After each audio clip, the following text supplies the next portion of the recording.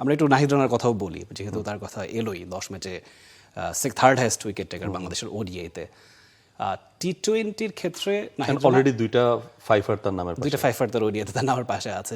International টি-20 উনি মাত্র একটা খেলেছেন আরব আমিরাতের বিপক্ষে, সেই ম্যাচটাতেও তিনি বেশ এক্সপেন্সিভ ছিলেন, 4 ওভারে সম্ভবত 50 রান দিয়েছিলেন।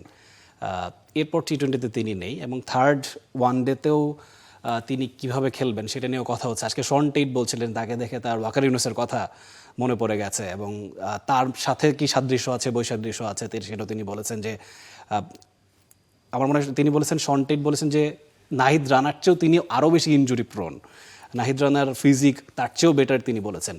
ডেফিনেটলি এটা নিশ্চয়ই অনেক বড় কমপ্লিমেন্ট আসলে নাহিদ রানার জন্য। ডেফিনেটলি। এবং ওয়াকার ইউনুসের কথা যখন আপনি বললেন, ওয়াকার ইউনুসের সাথেও তো নাহিদ রানা কথা বলেছেন তার নিজের বোলিং নিয়ে, পেস নিয়ে, সুইং নিয়ে, স্পট নিয়ে। ওয়াকার ইউনুস তাকে একটা কথাই কিন্তু বলেছেন, do not compromise your pace. Definitely you will work with the variations, you will work for variations, but do not compromise your pace. এবং পেসটাকে কনসিস্টেন্ট রাখতে পারা এবং সেটার পেসের সঙ্গে অ্যাকিউরেসি গেইন করা, এটা কিন্তু একটা মারাত্মক ব্যাপার। আমার কাছে নাহিদ রানার ট্রান্সফরমেশনটা খুব চোখে পড়েছে অদম্য কাপ থেকে। ওই অদম্য কাপে তিনি যে চ্যানেলটা খুঁজে পেলেন, যে স্পটটা খুঁজে পেলেন, দ্যাট ওয়াজ ট্রিমেন্ডাস।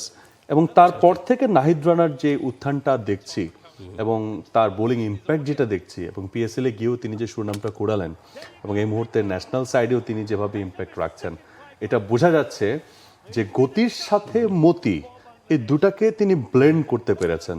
না হয় প্রতিপক্ষের এতটা ক্ষতি কিন্তু হতো না। চমৎকার।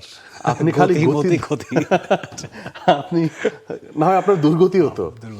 হ্যাঁ, কারণ আপনি গতি আছে কিন্তু আপনার মতি ঠিক নাই, এক এক জায়গায় আপনার লেন্থ ভালো না, স্পট ভালো না, চ্যানেল ভালো না, আপনাকে ব্যাটার চার্জ করবে। বাট তাকে অদম্য কাপে আমি দেখলাম এক্সিলেন্ট চ্যানেল হি ওয়াজ মেনটেনিং, খুব একটা রুম দিচ্ছেন না। সো এইটা কিন্তু একটা পেসারের সবচেয়ে টাফ থিং। আরেকটা টাফ থিং টু, মানে Nahid Rana and team management, we would like to request যে please take care of him.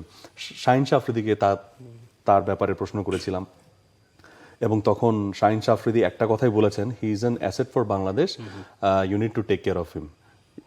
মানে এটা দরকার নাই যে প্রতি ম্যাচে আপনি তাকে খেলাবেন, তাকে একটু বেছে বেছে খেলানোর ক্ষেত্রে শাহিন শাহ আফ্রিদি পরামর্শ দিয়েছেন। ধরেন 2টা ম্যাচ দল জিতে গেছে, 3 নম্বর ম্যাচে তাকে রেস্ট দেন, অন্য কেউ খেলুক, ব্যাপারটা এরকম। সো সামনে রেড বল ক্রিকেটের জন্য তো তাকে আসলে ফিট থাকতে হবে। 3টা ফরম্যাটেই যদি আপনি তাকে ইউজ করতে চান, তাহলে তাকে আপনি কিভাবে ব্যবহার করবেন ওইটার একটা পরিকল্পনা অবশ্যই থাকতে হবে। Definitely an asset. ভাই, বাংলাদেশের কোনো বোলার 150 ক্লিক করে, দেখলেই বুকটা ভরে যায়। মানে যখন দেখি যে নামে ওই যে নাহিদ রানা বল করলে আমি খালি ওয়েট করি যে আচ্ছা অনেক স্পিডটা উঠতেছে না কেন, স্পিডটা উঠছে না কেন। যখনই দেখি যে 150, ও মাই god. So why not 152, 3, 4, 5? Come on, Sean Tate is your coach. 160 he clocked, but why not? আমার মনে হয় যে আমি একদিন হয়তো দেখতে পাবো যে 155, 155 টাচ করে ফেলবেন Nahid Rana. So far he has that sort of courage and strength as well. Absolutely. মানে নাহিদ রানার আগের ম্যাচটা তিনি 140 ম্যাচে মাত্র একটা বল করেছিলেন, এবং যে 5টা উইকেট পেয়েছেন সবগুলোই 142, 144, 145 এরকম। এবং দেখুন, টপ অর্ডার ব্যাটারদের তিনি আউট করেছেন, একদম টেল এন্ডারেও তিনি ওই ইয়র্কার দিয়ে, ফুলার দিয়ে বা বাউন্সার দিয়ে তিনি ঘায়াল করেছেন। সব ধরনের বোলিংয়ে তিনি উইকেট পেয়েছেন, যেটা খুব নেসেসারি। আমরা দেখি যে বাংলাদেশের বোলারদের ক্ষেত্রে এটা রেয়ার, মানে একটা জায়গায় যদি উইকেট পেতে থাকেন সেখানেই কন্টিনিউয়াসলি বল করে থাকেন, কিছু সময় সেটা ক্ষতির কারণ হয়, এক্সপেন্সিভ হয়ে যান। তো নাহিদ রানার মধ্যে সেই ভ্যারিয়েশনটাও আছে, এবং ওয়াকার ইউনুস আসলে যেটা তাকে বলেছিলেন যে গতির দিকে ফোকাস করতে, ভ্যারিয়েশনটা বয়সের সাথে সাথে, এক্সপিরিয়েন্সের সাথে সাথে বা খেলার অভ্যাসের সঙ্গে সঙ্গেই চলে আসবে, ট্রেনিং এগুলোর সাথে চলে আসবে। দুটো জায়গায় তার ফোকাস করা খুব জরুরি এই মুহূর্তে আমার কাছে মনে হয়। সেটা হচ্ছে, একটা হচ্ছে ইয়র্কার, একদম ওয়েল ডিরেক্টেড ইয়র্কার, পুরো ব্লক হোলটাকে টার্গেট করতে হবে। আরেকটা হচ্ছে স্লোয়ার, সেটা 150 থেকে যখন 118-তে আপনার বল নামবে তখন ব্যাটার বুঝে উঠতে পারবে না।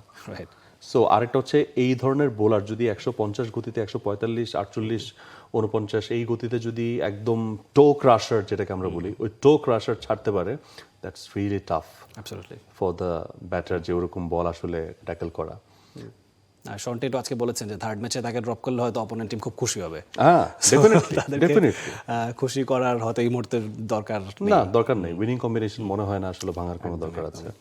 For more updates, subscribe to our YouTube channel and click on the bell icon. Follow us on Facebook and Instagram. Download T-Sports app to enjoy exciting games and highlights. Visit tsports.com.